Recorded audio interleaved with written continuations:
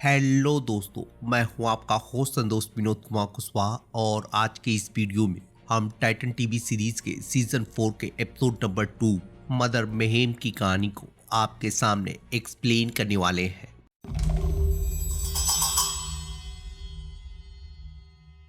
तो इस एपिसोड की कहानी की शुरुआत एक फैमिली से शुरू होती है जहां पर उनकी छोटी बेटी अपने कमरे में एक वीडियो गेम खेल रही होती है। वहीं नीचे उसके पेरेंट्स उसकी बर्थडे की तैयारी के लिए एक दूसरे से बातचीत कर रहे होते हैं, लेकिन हम ऊपर देखते हैं कि उसका डिवाइस ग्लिच करने के साथ साथ बंद हो जाता है और लाइटें बंद होने के साथ ही खिड़की और दीवारों पे खून बहने लगता है। और जब धीरे धीरे खून नीचे बहने लगता है तो उन दोनों की नजर उसके ऊपर जाती है और जब पूरी तरह से कमरा लाल पड़ जाता है तो मास्क वाला इंसान फिर से वहां पे अवतरित हो जाता है और पिछले एपिसोड की तरह ही जहां उसका हस्बैंड पूरी तरह से फ्रीज हो जाता है, वहीं बर्डमैन उसकी तरफ आगे बढ़ते हुए उसके ऊपर हमला करने लगता है और उसकी बेटी उसकी चीखों की आवाज को सुनकर जब नीचे आती है तो वो उस नज़ारे को देखकर या उससे घबराकर अपने रूम में चली जाती है और जब उससे बचने की कोशिश कर रही होती है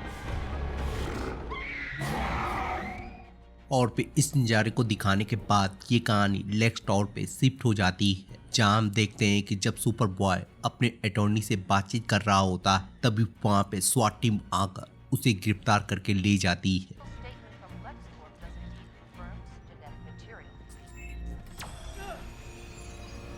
और इधर हम देखते हैं कि जब सभी लोग मेट्रोपोलिस को छोड़कर जा रहे होते हैं तो टीम कॉनर की न्यूज सुनने के बाद उन्हें बता देता है और डिक और कोरी इस बात को जानने के बाद मेट्रोपोलिस के डिटेंशन सेंटर में पहुंच जाते हैं और कॉनर उन्हें समझाने की कोशिश करता है कि वो सभी की बातों को यहाँ पर सुन सकता है और ये भी जान सकता है कि वो लोग उसके बारे में क्या बात कर रहे हैं, लेकिन उसने लेक्स लूथर को नहीं मारा है। तो डिक और कोरी उसे समझाने की कोशिश करते हैं कि वो उसकी बात पे विश्वास करते हैं और वो लोग मिलकर उस इंसान को ढूंढ निकालेंगे जिसने लेक्स लूथर को मारकर उसे फंसाने की कोशिश की है। तो कॉनर उन्हें समझाने की कोशिश करता है कि उसने ऐसा कभी भी नहीं देखा है और ना ही उसे कोई भी अंदाजा है कि ऐसी पावर इस दुनिया में एग्जिस्ट करती है और इस तरह की मौत किसी को भी नसीब नहीं हो सकती, फिर चाहे वो लेक्स लूथर ही क्यों ना हो। और जब कोरी उससे पूछती है कि उसे ये लोग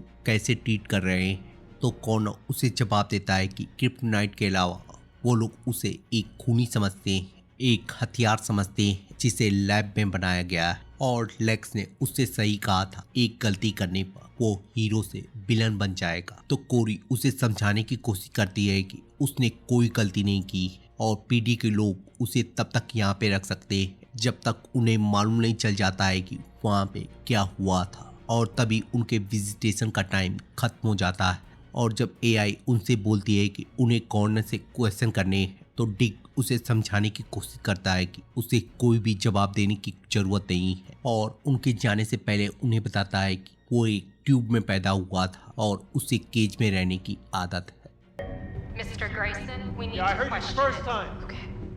और फिर बाहर जाने के बाद और कोरी के काम डाउन करने पर डिक उसे बताता है कि लेक्स लूथर उसके बारे में जानने की कोशिश कर रहा था और फिर उसे एक एड्रेस देते हुए उसे उसकी लोकेशन पे छानबीन करने को बोलता है और उसे ये भी बताता है कि वो लेक्स टावर में जाकर रेचल के साथ वहाँ पे छानबीन करेगा। और इधर हम देखते हैं कि कार्ल लोगन टिम ड्रेक को सिखाने की कोशिश कर रहा होता है और जैसे ही टीम उसे ढूंढते हुए कुछ देर तक आगे बढ़ता है तो गार्ड पीछे से आवाज करने के बाद और उसे डराते हुए उसके सामने आ जाता है और जब दोनों पूरी तरह से काम डाउन होकर खड़े होते हैं तो गार्ड लोगन को कुछ आवाजें सुनाई देने लगती हैं और जब गार्ड लोगन उस आवाज का पीछा करते हुए उसकी तरफ आगे बढ़ने लगता है तो एक जगह आने के बाद उसकी पावर आउट ऑफ कंट्रोल होने लगती है और जब गार्ड लोगन अपने आप को कंट्रोल करने की कोशिश करता है तो वो वहीं पे बेहोश हो जाता है। और इधर हम देखते हैं कि कोरी डिक के बताए हुए एड्रेस पे पहुंच जाती है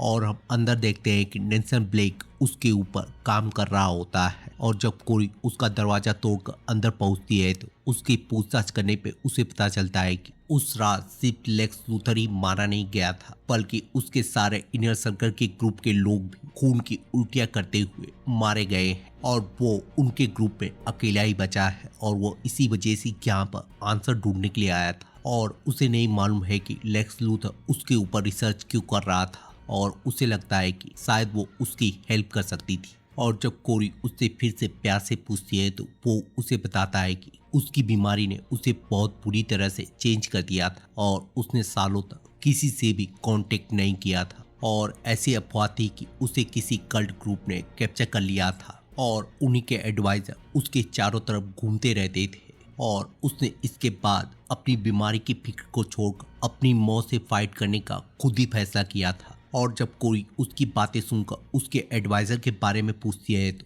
वो उसे जवाब देता है कि डॉक्टर, हीलर और कुछ ऐसी औरतें जो पत्थरों की खुदाई में एक्सपर्ट थी। और तभी नेल्सन को बहुत सारी आवाजें सुनाई देने लगती है जो किसी तरह का मंत्रों का जाप कर रहे होते हैं और जब वो कोरी से इस बारे में पूछने की कोशिश करता है तो उसकी हालत खराब होने लगती है और लेक्स लूथर की तरह ही उसे भी दौरे पड़ने लगते हैं और फिर खून की उल्टियां करने के साथ ही उसके मुंह से सांप निकलता है।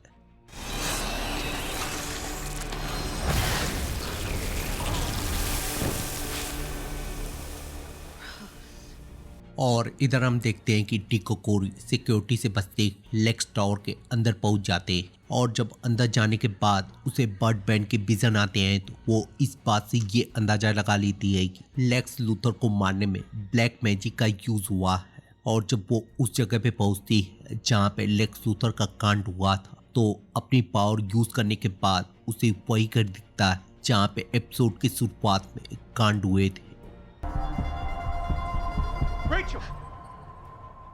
और इधर हम देखते हैं कि टीम गार लोगों को खोजते उसके पास पहुंच जाता है और जब गार उसे अपनी आवाज़ों के बारे में बताकर वहाँ पे किसी को ढूंढने को बोलता है तो उन्हें वहाँ पे कुछ भी नहीं मिलता है। और जब गार हैरान परेशान होकर उसे ढूंढने की कोशिश कर रहा होता है तो टीम को डिक का कॉल आ जाता है और वो उसे एड्रेस देते ही उन्हें उसी घर पे मिलने को बोलता है। और इधर हम देखते हैं कि सेबेस्टियन अपनी बूढ़ी माँ का केयर करते हुए उसका ध्यान रखने की कोशिश कर रहा होता है और अपनी मॉम से बातचीत करते हुए बताता है कि उसकी एक आज मीटिंग होने वाली है और सब कुछ अगर सही जाता है तो वो इतने पैसे का इंतजाम कर सकता है जिसकी वजह से उसका इलाज हो सकता है। और उसकी मॉम उसे समझाने की कोशिश करती है कि उसे इतना ज़्यादा चिंता करने की कोई ज़रूरत नहीं है, उसकी मीटिंग बहुत ही अच्छी जाने वाली है। और इधर हम देखते हैं कि रेचल की मदद से सभी लोग उस घर के पास पहुंच जाते हैं और फिर घर के अंदर जाने के बाद उन्हें उसी औरत की लाश मिलती है जिसे एपिसोड की शुरुआत में बर्ड बैंड ने मार डाला था। और जब बाहर आने के बाद उन्हें चीखने की आवाज़ सुनाई देने लगती है तो ऊपर जाने के बाद पता चलता है कि बर्ड बैंड ने लड़की को छोड़ दिया है। और जब डिक उसकी हालत को देखकर डॉक्टर को बुलाने की बात करता है तो रेचल उसे बताती है कि वो उसकी मदद कर सकती है और फिर अपनी पावर का यूज करते या उसके सपनों के अंदर जाकर वो उस जगह पे पहुंच जाती है जहां पर बर्डमैन ने उसके सूर को कैप्चर किया होता है। और फिर रेचल जहां दबे पाव उसके पास पहुंचकर उससे जान पहचान करने लगती है या उसे कूल डाउन करने लगती है। वहीं बर्डमैन बाल्टी से भरे हुए खून को पी रहा होता है और जब रेचल आर्या से बातें करती उसे वहां से ले जाने की कोशिश कर रही होती तभी वो वहां से गायब होते और फिर रेचल को सरप्राइज देते हुए उसके ऊपर हमला करने लगता है। और इधर जहां आर्या की चीखने की वजह से सभी की हालत खराब होने लगती है वहीं रेचल दूसरी तरफ उससे लड़ते हुए उसके मास्क को निकालने की कोशिश करती है और जब वो उसके मास्क को निकाल नहीं पाती है तो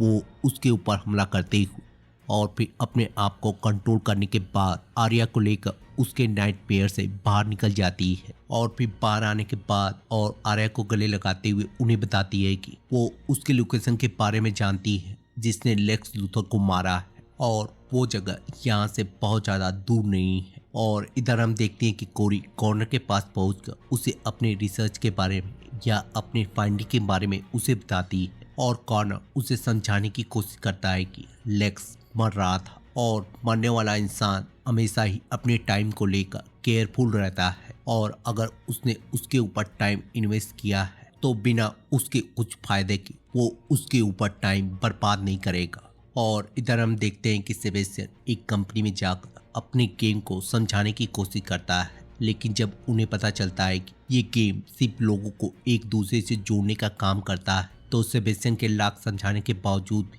वो उसके गेम को रिजेक्ट कर देते हैं। और जब वो लोग उसे समझाने की कोशिश कर रहे होते हैं कि वो लोग उसकी गेम से प्रॉफिट नहीं कमा सकते, तभी सभी के सभी लोग उसे खून से सने हुए दिखने लगते हैं।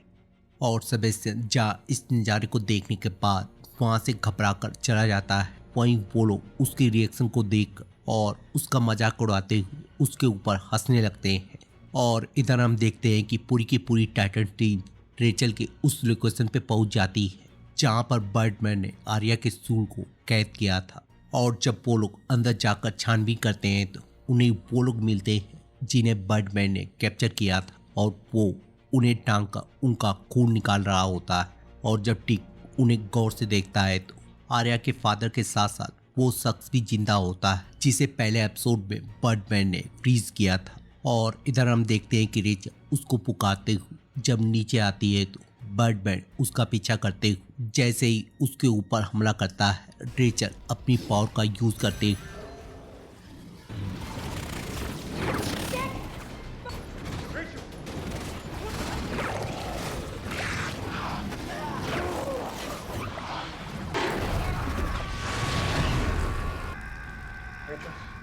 और उसका काम तमाम होने के बाद रेचल उसे बताती है कि उसने उसको नहीं मारा है, बल्कि उसने अपने आप को खुद ही जला लिया है। और जब डिक उसे समझाकर उसे कूल डाउन करता है तो उसे गार्लोगन की तरह ही आवाज़ें सुनाई देने लगती हैं। और जब वो आगे बढ़कर उन आवाज़ों को सुनने की कोशिश करती है तो वो आवाज़ें खत्म हो जाती हैं।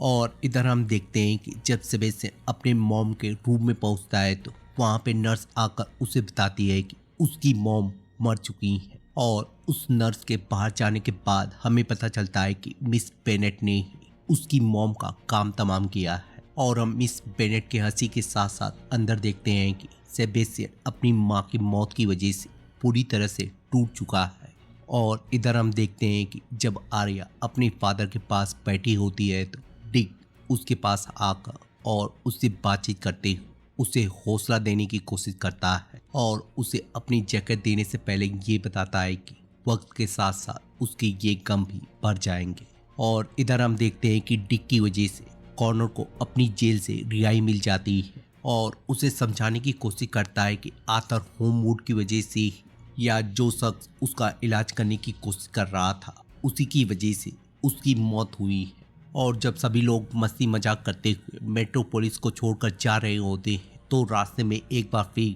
मदर मैम अपने पावर का जादू दिखाते हुए उनके रास्ते में आ जाती है। और रेचल उसे देखकर बताते हैं कि उसी की वजह से लेक्स लूथर का काम तमाम हुआ है। तो डिक के ऑर्डर देने के साथ ही सभी लोग सूट पहनकर उसका सामना करने के लिए तैयार हो जाते हैं।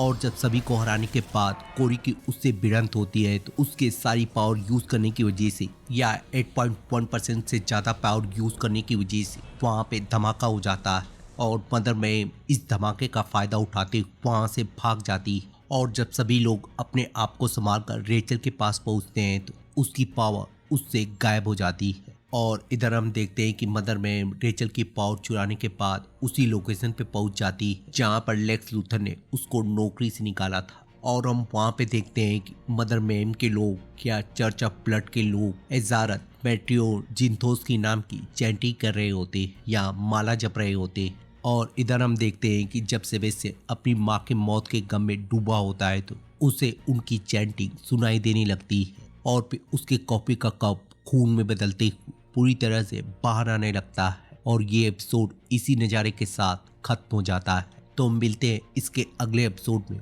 या किसी और टीवी सीरीज को एक्सप्लेन करते हुए। तब तक के लिए शुक्रिया।